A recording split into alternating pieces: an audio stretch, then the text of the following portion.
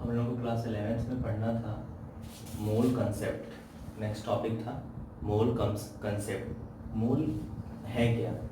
जैसे कि हम लोग जानते हैं कि हमारे पास क्या होते हैं, एटम्स होते हैं, मॉलिक्यूल्स होते हैं, बहुत चीज़ें होती हैं छोटी छोटी जिसमें हम लोग केमिकली क्वेश्चंस को सॉल्व करते हैं, न्यूमेरिकली क्वेश्चन को सॉल्व करते हैं, न्यूमेरिकल सॉल्व करते हैं।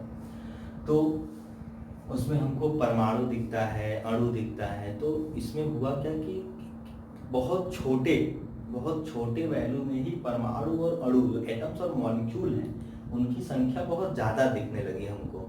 तो हम लोगों को न्यूमेरिकल क्वेश्चन सॉल्व करने में या किसी भी सॉल्यूशंस के लिक्विड्स को डिफाइन करने में हमको प्रॉब्लम होने लगी।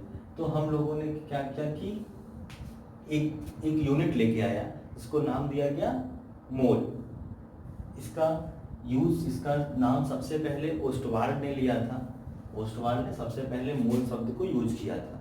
मोल अगर देखा जाए तो मोल है क्या? नामते हम बोल सकते हैं कि हमको केमिकली क्वेश्चन को या न्यूमेरिकल क्वेश्चन को सॉल्व करने में हमको बड़ा प्रॉब्लम है। तो हुआ क्या कि एक छोटे ही मात्रा में बहुत ढेर सारे हमको मॉलिक्यूल और अणु दिखने लगे। तो उसके लिए मॉलिक्यूल्स और एटम दिखने लगे। तो हम लोगों ने क्या किया कि एक नए यूनिट की खोज की, इसको नाम दिया गया मोल। अब ये मोल है क्या? मतलब मोल को डिफाइन करने के लिए हम लोगों ने एक रूल, एक स्केल नापा। एक स्केल के थ्रू हम लोगों ने बोल दिया कि कार्बन 12 के 12 ग्राम में उपस्थित परमाणुओं की संख्या क्या कहलाती है? 1 मोल कहलाती है। मतलब हम बोल सकते हैं किसी पदार्थ की वह मात्रा जो कार्बन 12 के 12 ग्राम में उपस्थित क्या था? किसी पदार्थ की वह मात्रा जो कार्बन 12, मतलब C12, देखिए C के ढेर सारे सब्सटेंस हमको मिलते हैं, C12, C24, मतलब ये हमारे क्या है, समभारिक में आते हैं। हमारे पास दो चीजें पढ़ने को हमको मिलती हैं, समस्थानिक, समभारिक। तो समस्थानिक और समभारिक तो आगे आप लोगों को बता दिया गया था। तो होता क्या है समस्थानिक समभारिक? समस्थानिक का जिसका मतलब जिसका जो एटॉमिक नंबर हो वो सेम हो, तो उसको हम लोग बोलते हैं समस्थानिक। जिसका एटॉमिक मास हो उसको हम लोग क्या बोलते हैं? जिसका एटॉमिक मास सेम, उसको हम लोग बोलते हैं समभारिक। तो किसी पदार्थ की वह मात्रा जो कार्बन 12, कार्बन 14 नहीं, कार्बन 12, C12 के 12 ग्राम में उपस्थित परमाणुओं की संख्या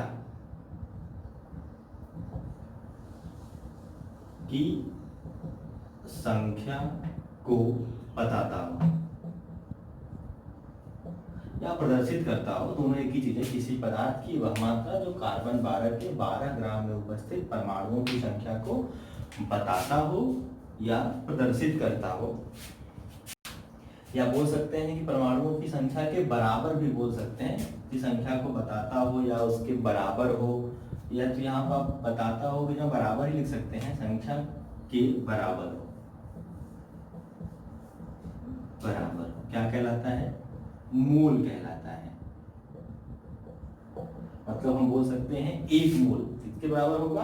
1 मोल के बराबर हो। मोल हमारी क्या है? नॉर्मली यूनिट होती है।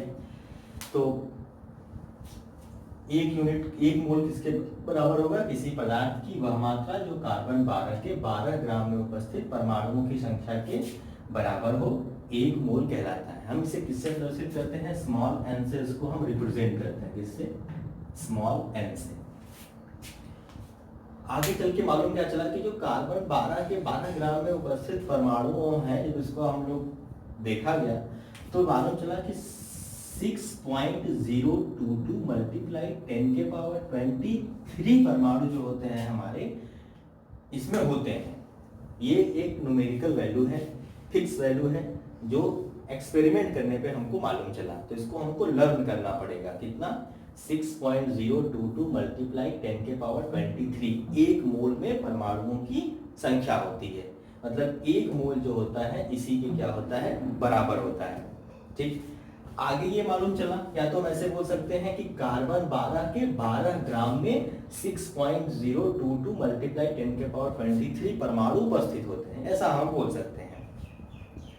यही मतलब हुआ ना, किसी पदार्थ की वह मात्रा जो कार्बन 12 के 12 ग्राम में उपस्थित परमाणुओं की संख्या के बराबर होती है, 1 मोल कहलाती है।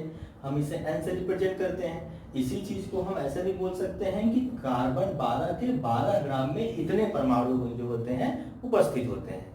तो ये हमारी n की वैल्यू हुई, मतलब हम बोल सकते हैं जो 1 मोल होता है वह इतने के बराबर होता है। 1 मोल मतलब 1 मोल में कितने परमाणु हैं?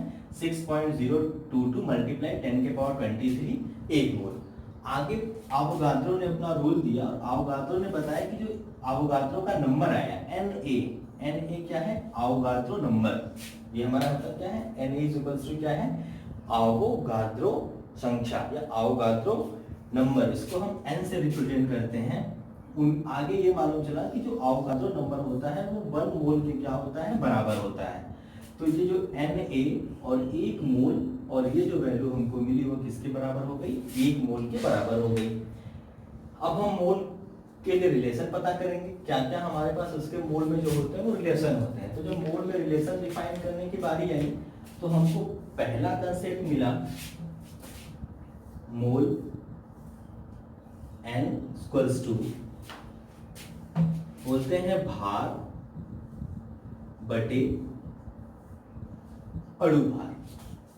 ठीक, भार बटे अणु भार। हम इसको परमाणु भार भी लिख सकते हैं। जो चीजें आपको दी गई हैं, ये n एक तरीके से जो उसका मास होता है उसको डिफाइन करता है नीचे वाला, और ऊपर वाला जो हमको क्वेश्चन में दिया हुआ है उसको।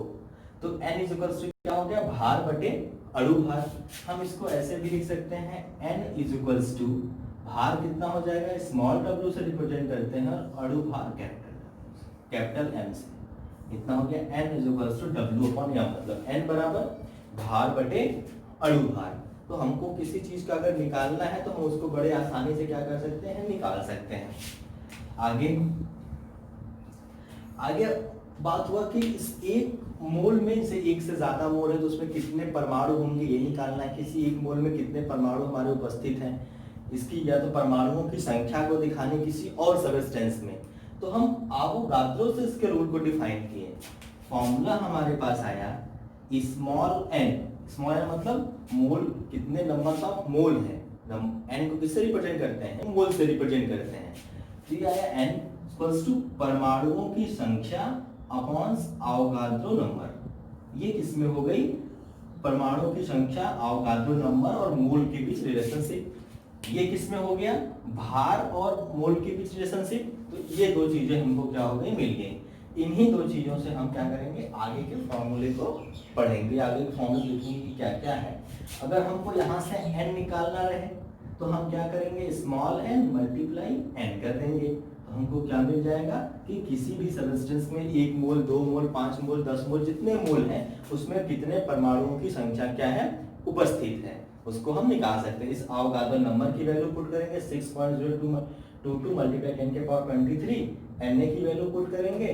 n हमको क्वेश्चन में दिया जाएगा कि कितने नंबर्स ऑफ मोल हैं, तो हम कैपिटल N मतलब उसमें उपस्थित परमाणु की संख्या क्या कर सकते हैं? डिफाइन कर सकते हैं। इस तरीके से हम इससे कोई क्वेश्चन सॉल्व कर सकते हैं। अगर हमको कोई सब्सटेंस दिया रहे उसका अणुभार हम निकाल लें और मास दिया रहे तो उसमें हम निकाल सकते हैं कितने नंबर ऑफ मोल होंगे उसके साथ। तो हम 2 क्वेश्चन सॉल्व करेंगे, एक इस बेसिस पे और एक इस बेसिस पे।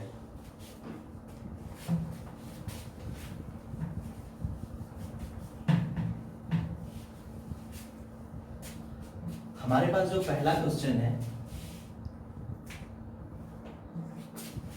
क्वेश्चन हमारे पास है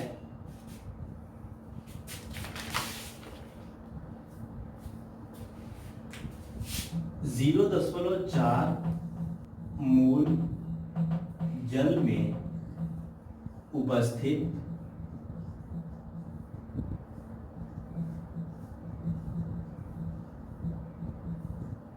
परमाणुओं की संख्या। 0.4 मोल में उपस्थित परमाणुओं की संख्या हमको निकालनी है, या हम बोल सकते हैं कि उसमें 4 मोल में उपस्थित अणुओं की संख्या क्वेश्चन में उपस्थित अणुओं की संख्या निकालनी है कि कितने अणु हैं 4 मोल में उपस्थित अणु की संख्या या अणुओं की संख्या हमको डिफाइन करनी है। चले जाएं किसी क्वेश्चन में, ये फॉर्मूला हमारा पास ये है, n इज इक्वल्स टू कितना है 0.4 मोल, ठीक।